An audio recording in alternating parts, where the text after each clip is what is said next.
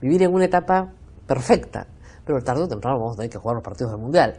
Hemos invitado al sociólogo, profesor, docente del Departamento de Ciencias Sociales, Aldo Panfichi, que tiene publicaciones sobre fútbol, sobre el fenómeno sociológico del fútbol, y que prepara un libro muy importante sobre política y fútbol, y que nos va a aclarar un poco sobre estos temores a un próximo proyecto de ley que felizmente parece han sido conjurados. Gracias por estar con nosotros, profesor. Encantado, encantado. Yo quería empezar por que nos explique sociológicamente qué cosa genera en una sociedad como la peruana, latinoamericana, etcétera, con sus características propias, el fútbol. ¿Qué es esta pasión desbordada, este júbilo, este sentimiento de pertenencia que genera el fútbol? Bueno, yo creo que el fútbol es el fenómeno cultural y de masas más importante de fines del siglo XX y sin lugar a duda va a ser el más importante del siglo XXI, ya lo es, ¿no? Ahora, ¿por qué el fútbol es un fenómeno global que genera estas pasiones?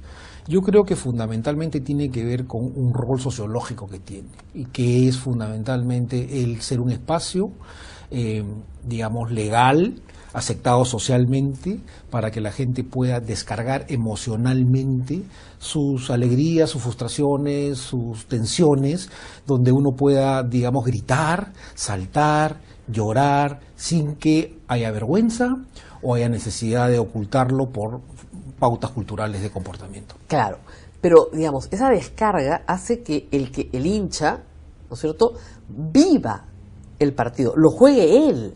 Sí, ya sea como director técnico, ¿no?, o ya sea como jugador. Exactamente. ¿Eso es lo que efectivamente sucede en su psiquis? Sí, definitivamente. Es lo que yo observo, ¿no? Mira, el fútbol, digamos, es fundamentalmente emoción. O sea, es una industria cultural que juega con las emociones, capitaliza con las emociones y se plasma en el mercado, porque se compra objetos, televisores, camisetas, en fin, todo.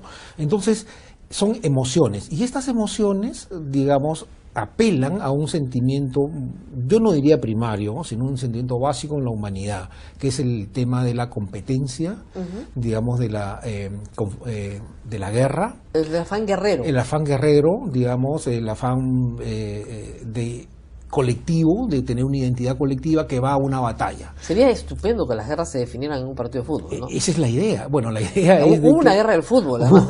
Lamentablemente hubo una en guerra Centroamérica. del fútbol. Exactamente. Entonces tú tienes a equipos, porque es colectivo, no es individual, no es tabla, ni ajedrez, ni villas, es un deporte colectivo que tiene una identidad, que esta identidad generalmente está vinculada a aspectos biográficos de las personas, a sus padres, a sus abuelos, a sus lugares de origen, a experiencias fundacionales de las vidas, y que tiene colores, tiene historias, tiene héroes, tiene villanos, tiene, digamos, grandes jornadas y jornadas muy tristes, es decir, tiene todos los componentes emocionales un melodrama para que, digamos, la gente se sienta identificada. Hay una enorme identificación, sí, y además una entrega, ¿no? Una pasión, finalmente una pasión.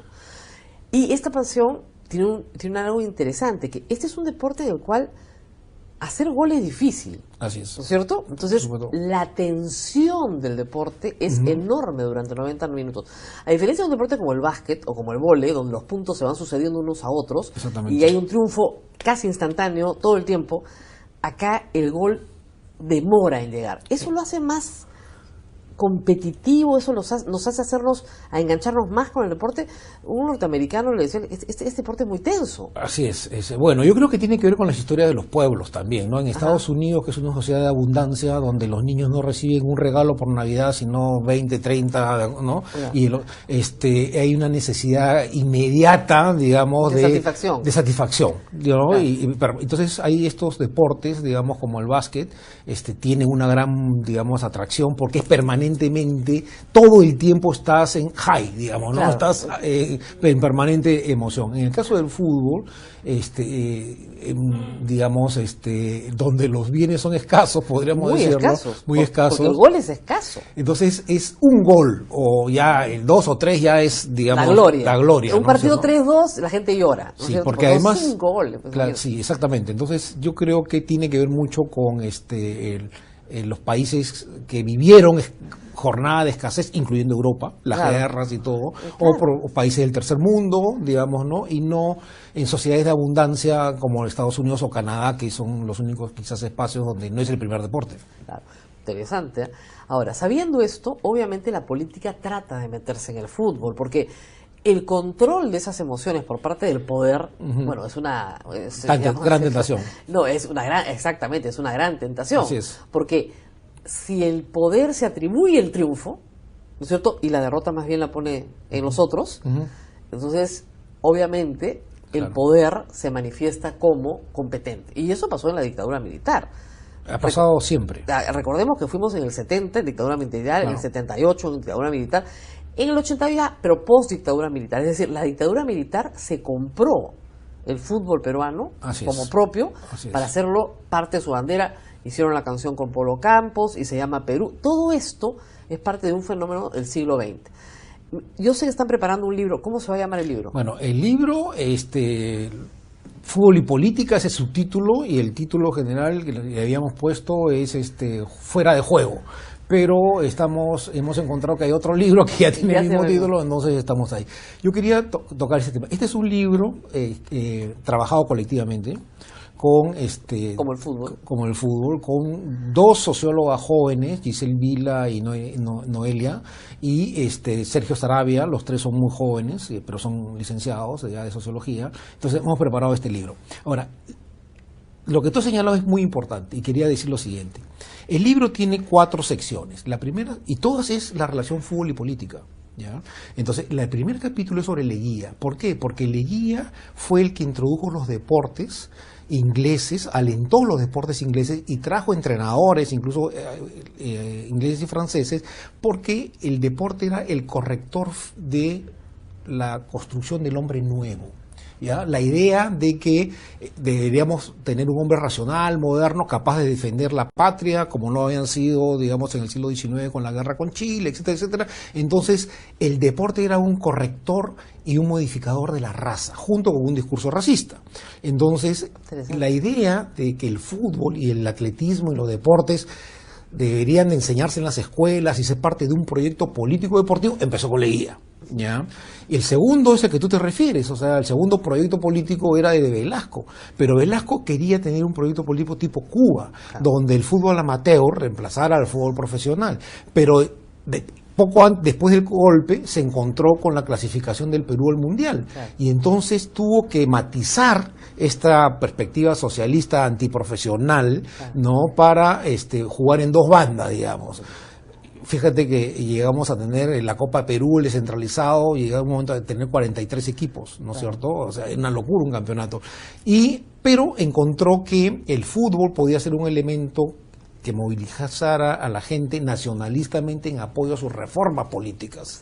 Y por eso, como hemos hablado antes del programa, hasta Morales Bermúdez se pone la camiseta, o hay discursos de Velasco sobre el fútbol.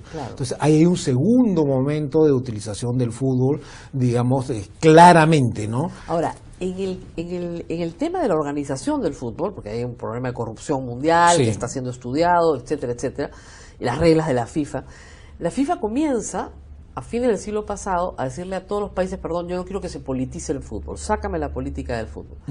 Algunos países cumplen, otros no, como decíamos, pues ni Cuba ni China van a cumplir, ni los países árabes van a cumplir, pero el Perú cambia sus normas en 1991 para justamente sacar a la Federación de Fútbol y a otras federaciones del ámbito del Estado. Ya no nombraba el Estado al presidente de la Federación de Fútbol, sino lo nombraban los asociados, exactamente, que eran los clubes y las ligas.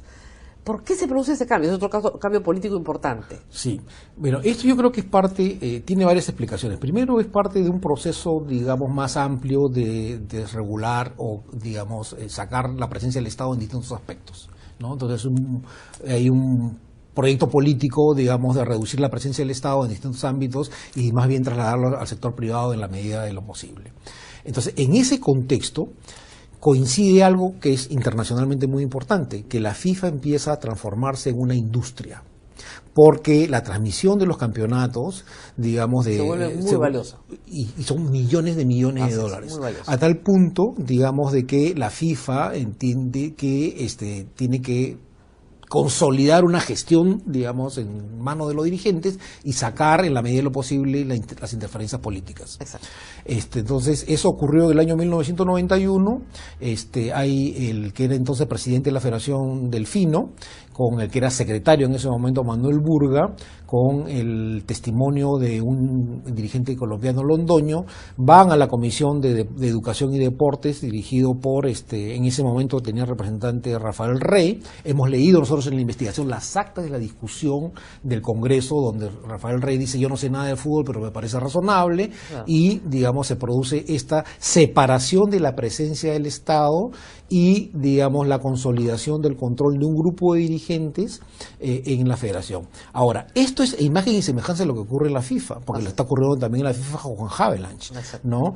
Y, por ejemplo, Havelange, por ejemplo, un paralelo. Aquí, digamos, se genera, no solo el Estado saca, digamos, sale su presencia, sino que genera un sistema de reelección a través de los cuales para darle más votos a las ligas provinciales que a los clubes de provincia. Lo mismo ocurre a nivel de FIFA, porque la FIFA reconoce, por ejemplo, a federaciones en África, en Asia, en Oceanía, en Centroamérica, para debilitar ¿qué? La europea y la sudamericana, que eran las principales en el fútbol mundial, en el mundo. Entonces, cada uno tiene un voto. Bueno, entonces ahí sí se arman redes clientelistas, lo que hablábamos, tanto a nivel mundial como a nivel local. Exactamente. Que es las que garantizan la permanencia en el tiempo de los mismos dirigentes. Ahora, hay un proyecto de ley de la señora Noceda que ha alterado las redes sociales. Acá todos me están preguntando si vamos a ir al mundial o no. Sí. No se preocupen, tranquilos, vamos a ir al mundial. Claro. Pero este proyecto de ley, que parecía con nombre propio además, ya ha sido retirado, es lo que entendemos, y ha sido sustituido por otro. Así es. Pero ese proyecto de ley retirado decía, entre otras cosas, que los presidentes de federaciones tenían que tener estudios superiores. Así es. Y todos sabemos que el señor Oviedo no tiene estudios superiores. Exactamente. Entonces era como diciendo, ya, tú no, para afuera. Así es. Y él lo que dijo con toda naturalidad es: la FIFA prohíbe este tipo de interferencia política. Exactamente. Y si hacemos eso, nos desafilian, como sucedió con Camerún, me parece que está diciendo. Eso es cierto, ¿no es cierto? Es cierto, sí, bueno, hasta ahora no has desafiliado permanentemente a nadie. No, nadie. Claro. Porque nadie quiere quedarse fuera. Entonces te sancionan, inmediatamente tú rectificas. Guatemala está desafiliado por un tiempo, ¿no? Sí, estuvo unos meses o menos de un año y después cambió su directiva y la ley, el estatuto. Para ponerlo en la misma línea que la FIFA. Lo que la FIFA no quiere, y parece razonable, si te lo dicen, es que, digamos, el poder político se apropie, ¿no es cierto?, del fútbol. Eso está muy bien. Entonces quieren una separación, quieren ahí una cosa. Pero tampoco queremos nosotros, ¿no es cierto?, que la FIFA mantenga un nivel de clientelismo y corrupción dentro de la propia institución, que ha sido denunciado en los Estados Unidos, claro, y por lo cual hay una serie de procesos. Claro, el mismo sistema, digamos, que colapsó gracias a la intervención de una fiscal en los Estados Unidos, porque el dinero pasaba por ahí, por el sistema bancario, el mismo sistema puede ser, digamos, utilizado para hacer una buena gestión, claro, te das cuenta, como para encubrir o generar espacios para la corrupción. Entonces, ¿cómo se aseguramos? No ha cambiado ese sistema. No ha cambiado. O sea, han caído los dirigentes, pero claro, no ha cambiado el sistema. Ha cambiado los dirigentes y los nuevos que han entrado, digamos, quieren aparentemente, a nivel FIFA también, limpiar a nivel de Conmebol. Escuché al nuevo jefe de Conmebol y al de la federación. Pero todo eso supone una readecuación de los estatutos, que es la agenda abierta. Ya. Entonces yo creo que esta señora se adelantó buscando controlar el tema. No, y ahora lo retiró. Ahora lo retiró porque se le viene todo el país encima, ¿no? ¿Te imaginas no ir al mundial? Después de tanto. Después de 35 años. Se acaba las posibilidades electorales del fujimorismo en ese mismo momento. Claro, ahora, ya hablemos de esta alegría colectiva, porque esta alegría colectiva va a durar, digamos, de acá hasta junio. Sí. Claro, porque después tenemos que jugar los partidos. Así es. ¿No es cierto? Entonces hay gente que dice, yo quiero estar solo y por siempre en este momento. Ajá. ¿No es una cosa un poco loca? O sea, esta idea de que qué lindo es estar clasificado. Ya no importa lo que venga después. Mira, lo que pasa es que, yo creo de que este es un momento extraordinario, ¿ya? Porque si bien nos hemos clasificado en otros mundiales, digamos, es extraordinario por lo siguiente, por el tema demográfico, ¿ya? El país es un país joven. Entonces, hace 36 años, digamos, algunos recordamos, pero sí, somos un segmento minoritario de la sociedad. 20 millones no recuerdan nada. No recuerdan nada. Entonces, digamos, de 30 millones... 32, no 32, sabemos, según el censo, que nadie sabe lo que va a salir, en fin, ya, según ese censo, no sabemos cuántos somos. O sea, 2/3 no no lo han visto, no no lo tienen habían visto recuerdo. ni lo habían sentido, Claro. ¿no es cierto? Entonces, eso hace que esto fuera, digamos, un tema generacionalmente, digamos, con mucha potencia. Segundo, esta nueva generación no tenía la mochila que nosotros tenemos de frustraciones Claro. y de, digamos, De ver perder el equipo siempre. siempre, y a ver, ¿Y qué te harta? y el descreimiento, y de por qué ves esta cosa. Estos no, estos chicos son las nuevas generaciones, digamos, que quieren ganar, te das cuenta, y que no se sienten menos que nadie, y no tienen la mochila de las derrotas. Y entonces, ¿Te refieres a los futbolistas o al público? no, al público. Al público, al público. A los jóvenes, a los hombres y mujeres, a los colegios, a los universitarios, a los que tú miras, o sea, es conmovedor cómo lo sienten, ¿no? Sienten como un gran logro generacional. Entonces, yo creo que eso nos ha arrastrado a todos, a los mayores. Ahora, tú te das cuenta que los que juegan en la cancha son otros. O son otros. O sea, nosotros no ganamos, ganan los que están en la cancha. Exactamente. Pero es curioso, cuando pierden, la gente dice, la selección perdió. Sí. Cuando ganan, es ganamos. Es que hay una identificación mutua. Además, te voy a decir una cosa. Este equipo es un equipo, digamos, de los tiempos. O sea, somos un equipo chico, Claro. modesto, ¿no es cierto? Porque nosotros nos defendemos y atacamos de contragolpe, y ese es nuestro juego, y tenemos problemas cuando tenemos que salir para adelante, ¿no? Pero hay una conciencia de que somos equipo chico y que hay que trabajar mucho, y hay que esforzarse, y eso es un valor cívico muy importante que no teníamos antes, porque antes eran los fantásticos, las grandes figuras. Fatal. ¿No? Y ahora es un equipo por primera vez.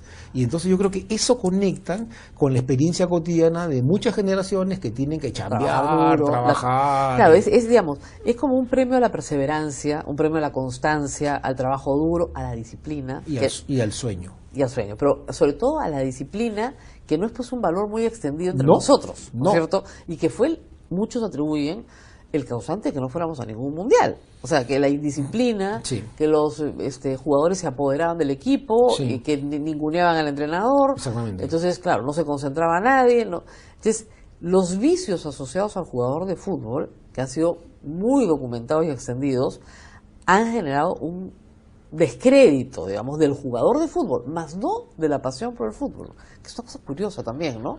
Y yo creo que eso se conecta, ¿sabes qué? Con un nacionalismo deportivo. Deportivo. ¿Ya? Y entonces, que antes era, que yo creo que algo está pasando en la sociedad peruana, porque el primera muestra de esto era la gastronomía. Claro. O sea, frente al descrédito y la vergüenza y la inviabilidad de ser peruano, hasta estado fallido pensábamos que eran, yo nunca pensé, pero alguna gente pensaba, de pronto empiezan a haber elementos de Unión nacional. de unión nacional. Y empezó por la comida.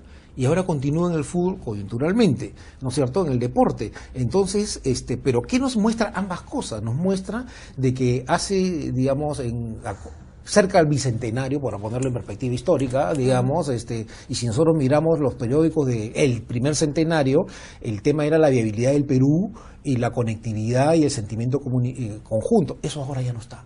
Claro, pero ya se resolvió. Ya se resolvió. Y hay conectividad y además yo creo que hay un elemento que ya es un poco, simplemente no sé si es mi hipótesis o mi deseo, pero creo que hay una experiencia fundacional con la violencia política. Creo que el hecho que Sendero Luminoso y la guerra interna nos pusieran en la posibilidad de un colapso de todos, no solo de los ricos, de los pobres, de todos como nación, y la derrota de esta viabilidad, creo que generó un poco un sentimiento de pertenencia que ha sido la base sobre la cual se han desarrollado en la cultura, como la comida y el deporte, estos elementos más de afirmación nacional y de orgullo nacional. Qué cosa curiosa, ¿no? Por las puertas más extrañas, porque podríamos haber llegado por otro lado, ¿no? ¿Por la economía o por la política? Exactamente, pero por la política no llegamos a ninguna parte. No. Nos sentimos muy avergonzados de nuestra política. Exactamente. En general, y hoy más que nunca, con todos los problemas de corrupción, nos sentimos avergonzados de nuestra política. De nuestra economía nos hemos sentido orgullosos en algún momento, pero en este momento no es el mejor momento. Pero no son las puertas, ¿no es cierto?, normales. Podríamos sentirnos orgullosos por otros lados, ¿no? Ahora, ¿podrían haber otros caminos? Esa es una pregunta abierta, ¿no? Porque te voy a decir con sinceridad que a mí me sorprendió, digamos, toda esta pasión, digamos, tan desbordada y sobre todo masiva. No, es que yo trabajo en el centro de Lima, lo he contado, y digamos, llegar a trabajar y ver que toda la gente camina con su camiseta de fútbol y se va a estar a su trabajo regular, Sí. pero con su camiseta puesta, pues ella jugaba Perú con Nueva Zelanda. Es una cosa rara. Es inédito. Es decir, miles de personas, no estamos hablando de una. No. El mismo capitán de Nueva Zelanda lo escribe en su Facebook. Yo nunca he visto un estadio de ese tamaño lleno de gente gritando por Perú, pero luego en las calles a donde iban, veían gente con la camiseta del Perú puesta. No, y además fuera del Perú, digamos, el quinto suyo, o sea, la gente ahí se juntaba. No, toda la migración peruana que nos ve también, Claro. obviamente. Entonces algo está pasando, te das cuenta, y además creo que es una gran oportunidad que lamentablemente los políticos creo que no están mirando, y creo que hay que agudizar nuestra capacidad de análisis porque esta es una sociedad en transformación. O sea, algo está pasando, esto no sucede así nomás. Claro, ahora, es frágil también. Es muy frágil. Pero yo simplemente antes de terminar quiero recordar que este año, en marzo, cuando hubo todo el fenómeno de las lluvias, apareció un país que no conocíamos. Exactamente. Un país solidario. Exactamente. Me había olvidado eso. ¿Te acuerdas? Claro. Y apareció un país solidario. Por 4 semanas, digamos, Sí. se concentró en Exactamente. la supervivencia de las personas que estaban afectadas. Y además, ¿sabes qué? Vinculado al tema del agua, Claro, que es un tema de vida diaria. fundacional también. No, Si no y- tienes agua no puedes vivir. Entonces, sí hay momentos raros. Ahora, son momentos de los cuales hay una generación que quiere sentir, Quiere sentir, Quiere cambiar. quiere sentir. Sí, ¿no? Ahora, decíamos antes de empezar que no hay nada para sentir como el fútbol. definitivamente. Nada. Dice, un concierto de ahora. rock tal vez bote esa energía. Para un segmento, Para para, un los segmento. hinchas de esa banda. Para los hinchas de esa banda. Pero el fútbol va de arriba abajo y Exactamente. hacia todos los lados, ¿no? Entonces es mucho más fácil. Bueno, ha sido un placer. ¿Y para cuándo sale el libro? Esperemos que antes del Mundial. Ah, no, pues de todas maneras. No, en marzo debería estar. De todas en la calle. maneras. De todas Yo maneras. pensé que antes de Navidad. me iba a No, decir lo que una- pasa es que Navidad, Son tú pruebas. sabes que posterga todo. Exactamente, hay que hacer muchas pruebas. Muchísimas gracias, Aldo Panfichi, un experto en fondo, hincha de la Alianza, con carnet y todo, que además no solamente habla como sociólogo, sino a veces como hincha. Entonces te dice, vamos para adelante, cerramos acá, ¿no? como quien juega el partido. Es que se ha futbolizado la academia Se ha futbolizado la academia. y la política.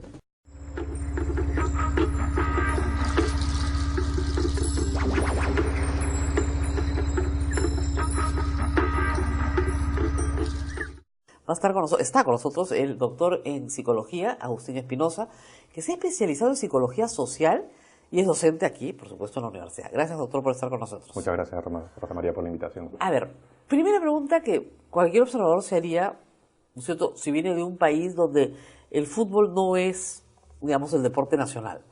¿Por qué el fútbol despierta esta pasión en el Perú? Yo creo que es un símbolo que ayuda a construir un sentido de identidad, ¿no? Que de alguna manera, en un país que además ha estado tan acostumbrado a la crisis, a las derrotas, que haya en este momento, dicho sea de paso, una sensación de triunfo, una selección exitosa que está funcionando, pues es algo con lo que nos identificamos y que nos empieza a llenar de orgullo, ¿no? En el marco de una región donde el fútbol sí es un deporte valorado, el más importante y el que tiene más Ahora, presencia voy a hacer mediática. unas preguntas un poco pesadas, por si acaso no se me ofenda a nadie, ¿no? Pero es evidente que ni usted ni yo jugamos el partido, ¿no es cierto? Ni nadie de lo que está de acá. De acuerdo, de acuerdo. ¿Por qué sentimos psicológicamente que estamos jugando el partido? Porque hay una conexión psicológica, ¿no? Es decir, desde una perspectiva psicológica, los grupos son entidades psicológicas y la conexión es una conexión emocional, simbólica, ¿no? Es una cuestión afectiva. Yo siento que soy parte de ese equipo y además hay como una cuestión relativamente perversa y graciosa en esto de los resultados, ¿no? Cuando gana la selección ganamos todos, cuando pierden ellos son los malos que perdieron. Claro. O sea, entonces, es decir, ese sentido de adhesión al triunfo y al éxito que nos hace sentir bien, ¿no? Y por alguna razón que tiene implicancias mediáticas de distintos agentes de socialización, el fútbol es importante culturalmente en América Latina, o sea, se instaló para no irse, porque tiene mucha presencia en los medios y no los venden, no los introducen. Y bueno, es un símbolo que siempre despierta No siempre atracción, fue ¿no? así. El fútbol llega al Perú a principios del siglo XX. O sea, tiene más o menos 100 años de popularidad. Sí, claro. Tal vez un poco menos. Y sin embargo, como dice, se quedó porque juega un colectivo. ¿Por qué los deportes individuales no tienen la misma adhesión? Yo creo que tiene que ver en el fútbol concretamente, con el arraigo popular también que tiene el deporte, ¿no? Y que inicia en un país con sectores de clase media, baja urbana, mayoritarios, pero que después va trascendiendo a otros sectores sociales, ¿no? Entonces, Sí, la idea de que también sea un deporte colectivo, que sea una selección que representa un país con las distintas características de este país, puede ser un factor que genera una mayor adhesión en la opinión pública, en la población, ¿no? Los deportes individuales, que además son poco apoyados en el Perú, suelen ser vistos pues como el mérito del deportista, que además no lo respalda el país, y además tienen poca presencia mediática, ¿no? O sea, Claro. tenemos excelentes deportistas, qué sé yo, en el fondo, o sea, corredores de fondo, Claro. Inés Melchor, Claro. Gladys Tejeda, pero la presencia en medios es mínima, o sea... Y no tiene la adhesión pues masiva de Paolo Guerrero. Claro, no tienen... No son ídolos. Yo creo que también tiene que ver un poco con el rol que juegan los medios en presentar a estos deportistas. Y yo entiendo que Paolo Guerrero es un excelente jugador, un excelente profesional y que tiene todos los méritos para ser una figura y un líder de opinión. Pero efectivamente también hay un trato diferenciado a los futbolistas exitosos con relación a los otros deportistas Pero exitosos, también porque ¿no? es una retroalimentación. La gente pide eso. O sea, Sí, claro. hoy día casi todos los noticieros han suspendido su programación habitual para hablar solo del fútbol, Mundial. claro. Pero desde todas perspectivas imaginables, ¿no? ¿Qué se come en Rusia? Lo que fuera, ¿no? Las ciudades que van a jugar, los partidos, los estadios, las imágenes satelitales, lo que fuera, los indicadores económicos, pero todo vinculado o enlazado de alguna manera con eso. Claro, es un sistema que se refuerza, ¿no? Exactamente. La idea es Porque si que no el público te abandona. el fútbol vende, como vende lo doy más, entonces despierto más interés y Exacto. las personas empiezan a demandarlo más. Exactamente. Entonces, claro, siempre hay alguna voz disonante que dice, pero acá está el campeón de la Olimpiada de Matemáticas y nadie Claro. lo compartirá porque nadie quiere quiere verlo. Pero claro, porque no está presente en los medios, porque no hay una conciencia más allá Y de... porque la gente no lo quiere ver en los medios, quiere ver su fútbol. Quiere ver el fútbol porque el fútbol Ahora, está introducido por la FIFA, por un exactamente. conjunto de Ahora, en instancias, este ¿no? sistema simbólico, por ejemplo, cuando fue el partido contra Nueva Zelanda acá en Lima, los neozelandeses estaban sorprendidos de que todos los peruanos andaban con la camiseta de la selección por las calles. Claro. Esto ha sido de este periodo, ¿no es cierto? Yo no lo he visto tanto en cuanto es un poco mayor. Pero este periodo, sobre todo, ha sido de ponerse la camiseta e ir al trabajo con la camiseta el día del partido. O sea, ¿qué significa simbólicamente esto? Yo soy parte de... Sí, claro, y además hay una reivindicación del éxito que ha venido teniendo la selección en los últimos meses, quizás el último año, ¿no? Es ¿Y decir, esto es positivo, digamos, para la moral colectiva? sí, yo creo que, o sea, en un país que ha estado tan acostumbrado a tragos amargos, a la derrota, a crisis que estamos viviendo políticamente ahora, sí, pues tienen que haber algunas Es un espacio espacios de desfogue, porque además generan cohesión, porque de alguna manera... Y una cohesión digamos, social importante. interétnica, intercultural, Exacto. interestratos sociales. En el estadio todos son iguales. Nos vuelven mejor por un momento, después volvemos a ser una sociedad espantosa probablemente, Claro, ya, pero... después el asunto es- homofóbica, xenófoba, Exacto. pero en el partido todos somos iguales. Todos somos iguales, han habido iniciativas interesantes de generar cohesión, quebrando justamente con esas asimetrías por raza, género, cosas por el Exactamente. estilo, que creo que está bien, ¿no? Y además porque despiertan un sentido de orgullo, una emocionalidad colectiva, porque además como grupos también sentimos pues emociones en términos Ahora, ¿qué pasó con este equipo? Porque se dice mucho que se ha hecho un trabajo psicológico con estos muchachos. Yo creo que más bien se les ha dado disciplina, estructura, un orden para hacer las cosas.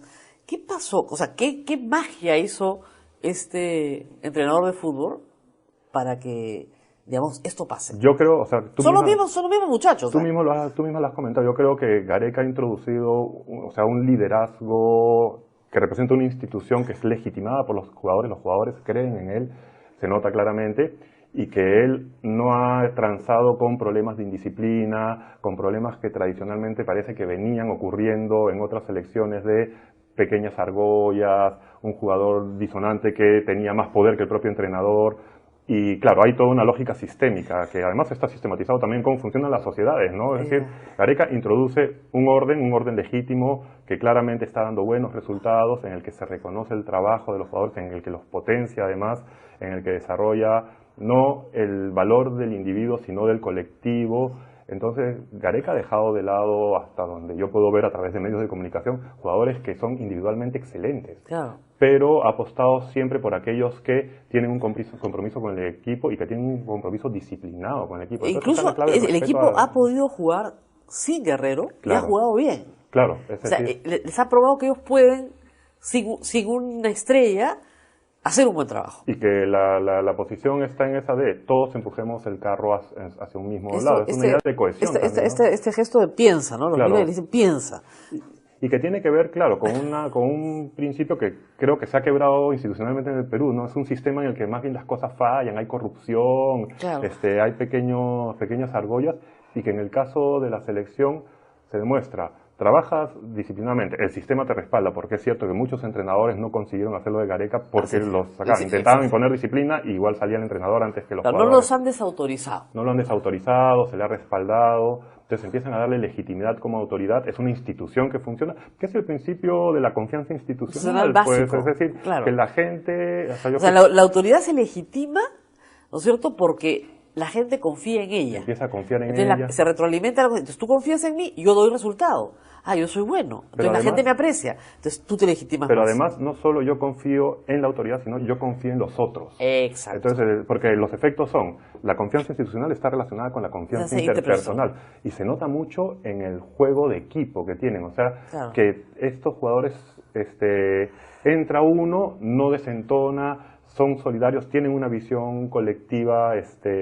clara, todos siguen un rol que los está potenciando además, es decir, que ellos empiezan a funcionar mejor como colectivo, que es lo que nosotros necesitábamos, pues siempre el equipo como chico. país. Claro. Ahora, yo quiero hablar con el psicólogo por si acaso, porque usted sabe que yo pertenezco a la generación de los traumaditos del 82. Acá los chicos son mucho más jóvenes, por supuesto, ¿no? Entonces yo veo, a mí lo que me preocupa, de verdad, es que este entusiasmo desbordante, esta alegría, ¿no es cierto?, pueda terminar en una enorme tristeza y amargura. Porque así como la gente se alegra con el fútbol, también se amarga con el fútbol. De acuerdo, sí, se claro. pone molesta, se enoja, Entonces, yo no quiero que después del, no sé, pues Australia, Perú, tengamos un país enojado, ¿no?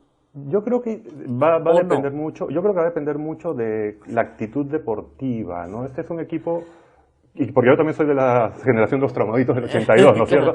Entonces, claro, lo que pasa es que, para que sepan los más jóvenes, vimos que al Perú le metían 6 goles. además cuando iba con un cartel de favoritismo, ¿no es Exactamente, cierto? venía a hacer una campaña claro. buenísima, le había ganado Francia, éramos la muerte. Empezamos empatando con Italia, bueno, bien, Italia fue el campeón mundial, ¿no? Con Camerún también no estuvo mal, empatado, y de repente vino Polonia y fue una masacre nacional, o sea, tú con el almuerzo, los amigos, ¿no? Masacrados. Claro. Entonces, pero fue tan masacre como lo que fue en Argentina 78, la diferencia es que ahí habíamos pasado ya la segunda vuelta. ¿Ya? Pero siempre, en las dos derrotas que mencionas, siempre hubo ese tufillo de que algo extraño había detrás de la derrota, ¿no? O sea, en un caso una pelea aparece de argollas en el equipo, en el otro un acto de interferencia política en el que el equipo se vendió, parte del equipo se vendió. Por lo menos esa es la historia, ¿no? Eso es lo que se ha mencionado, ¿no? Entonces siempre ha sido, nosotros tenemos eso grabado, entonces para mucha gente seguir a la selección es emocionalmente peligroso, porque de repente voy a ser defraudado. Claro. Entonces, mejor me preparo para no ser defraudado. Ahora, yo creo que hay varias cosas que son positivas, ¿no? Esta selección ya nos dio mucho más de lo que esperábamos. Es decir, ya nos puso en el Mundial, que era algo que hasta cierto punto no... Ahora, han tenido también mucha suerte. O sea, que le cambiaran, o sea, que el TAS se pronunciara sobre el tema de Bolivia y le anularon los partidos, fue lo que nos puso en carrera de nuevo. Claro, o sea, hay un componente de suerte, pero sobre esa suerte también se trabaja y se trabaja muy bien, a tal punto que creo que Perú está pasando por su mejor racha de triunfos. Entonces nos están dando más de lo que ya esperábamos, lo que significa que vamos a esperar aún más. Sí. Pero yo no sé si realmente vaya a producir una sensación de enojo con la selección, y yo creo que esto dependería... de los resultados. Claro, dependería no solo el resultado, sino cómo ellos se paren en la cancha. O sea, yo creo que nosotros estamos dispuestos a aceptar algunas derrotas en este proceso, porque claramente Francia es favorito ante nosotros, con Dinamarca la cosa está muy pareja, y con Australia supuestamente nosotros somos favoritos, pero nunca se sabe, ¿no? Entonces, la idea está en cómo ellos se paren en la cancha y que esa sensación de que dejen todo, ¿no? Inclusive en el proceso eliminatorio, algunos partidos en que no jugaron bien tácticamente, pero que se les notaba que no estaban dando nada por perdido, inclusive en partidos que se perdieron, el 2-0 con Brasil en Lima, el público no salió molesto ni defraudado, o sea, sí con una sensación de tristeza natural porque no se ganó, pero yo creo que dependiendo de cómo jueguen y cómo se posicionen, probablemente podríamos estar más tristes que molestos. Ok. Lo que no significa que la esperanza pueda persistir si el proceso continúa y se sigue trabajando con la seriedad con la que se ha venido trabajando ahora, ¿no? Ahora, claro, evidentemente el Perú ha dado la selección peruana. Miren cómo hablamos, decimos el Perú. ¿Se dan cuenta? No decimos la selección peruana de fútbol. Es que hay una conexión emocional y casi directa entre selección ahora y el país, ¿no? El Perú, claro. o sea, no es el Perú, pero hablamos así, ¿no? Entonces, el asunto es que se hace una campaña digna, ¿no? La gente dice que sea digno. O sea, pelean el partido, bueno, lo ganan 1-0, pues. Claro. Ya. Además es lo que podemos hacer, pues. Exactamente, decir, digno. O sea, Lo que nadie quiere ver es un 6-0. Exactamente, y además no un 6-0 corrupto. Pues. Exactamente, o claro, donde nadie quiere patear la pelota, ya nadie juega. Porque ese 6-0 producto de la corrupción es un poco la tragedia que nosotros vivimos en otros espacios, ¿no? Entonces la idea también es simbólico, de repente por eso se puede es que luchar, o sea, que se puede luchar contra eso, que no siempre se va a ganar, porque son lecciones de vida finalmente, ¿no? Además, lo lindo del deporte es eso, que da mucha... O sea, el deporte enseña mucho, enseña a perder, enseña a ganar, enseña reglas, enseña orden, enseña que hay un árbitro, enseña varias cosas que son importantes después para aplicarlas en la vida, ¿no? Y esto es importante porque este equipo ha conseguido sobreponerse a alguna, o sea, si bien sí es cierto tuvo suerte en algunos momentos, también tuvo noticias duras. La suspensión de Pablo Guerrero, por ejemplo, debe haber sido un golpe anímico que estuvo muy bien trabajado desde el comando técnico. Claro, pero el asunto es que cuando fueron a Nueva Zelanda no ganaron. Pero era cuando recién recibían el golpe Exactamente. anímico y no, pero tampoco perdieron. Tampoco perdieron. Es decir, o sea, consiguieron hacer, o sea, lo que necesitaban de visita para trabajar el resultado de local, claro, que era un poco una pero era, claro, acababan de sacarles al capitán, ¿no? Entonces, eso los desanima mucho. A mí me preocupa que tengan algún, no sé, un lesionado importante, un trauma dentro del evento, porque lo que ha pasado muchas veces que es, siempre he escuchado esto de personas que saben, ¿no? Al Perú le meten 2 goles y bajan los brazos. Pero eso es justamente lo que ya no está pasando ya no con está esta pasando. selección. O sea, es decir, que les meten 2 goles y siguen peleando. No garantiza el triunfo. De hecho, hay algún partido, el de Brasil concretamente, que es el que yo recuerdo más reciente, porque es además la última derrota, en que se continuó luchando y de ahí han volteado partidos, han empezado ganando, los han empatado, pero han logrado mantener el resultado. Yo creo que hay un cambio de mentalidad en los jugadores que depende de un sistema que funciona. Y eso depende que funciona en esta lógica que discutíamos antes, ¿no? La de la institucionalidad, del respeto a un conjunto de reglas de juego, del de la disciplina, porque además son deportistas de alto rendimiento. Además, he escuchado yo también, que me gustaría este tema para concluir, es un equipo humilde. O sea, en el sentido que no se siente ganador de entrada.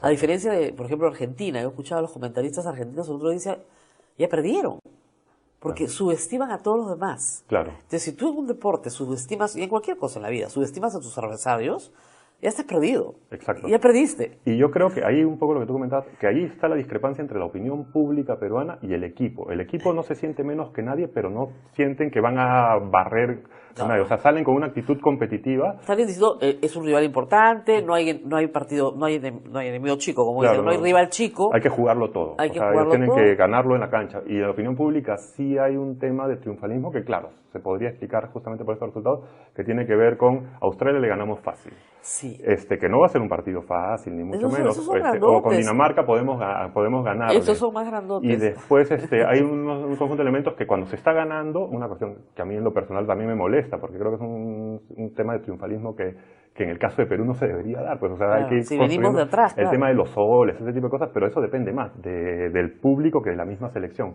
Yo creo que inclusive eso se ha trabajado psicológicamente muy bien en el equipo para mantener la humildad, la cohesión, pero también no sentirse menos que nadie. Son 11 contra 11 y ellos van a tratar de dar todo en la cancha. Esa es la sensación que yo tengo con este equipo y que a mí es lo que como un aficionado me da tranquilidad, ¿no? O sea, en términos psicológicos también. Es lo que me gusta de este equipo, que pueden estar perdiendo pero no te dejan esa sensación así de amargura. De que el hincha que golpea la mesa. De que no lo hicieron, que están ya desganados, que los sobrepasaron. Van a seguir luchando. Somos los traumaditos del 82. Pues. Claro, pues o sea, es esa sensación que además ha venido todo el proceso eliminatorio, pero inclusive antes del 82 también ocurría eso, ¿no? Es decir, o sea, porque a pesar de que sí se consiguieron algunos objetivos de clasificar al Mundial, pasar a las siguientes rondas, lo que ocurría después era trágico. una cuestión así que nos cuestionaba Ojalá mucho, que ¿no? regresemos pues a México 70, ¿no? Ese fue un mundial lindo.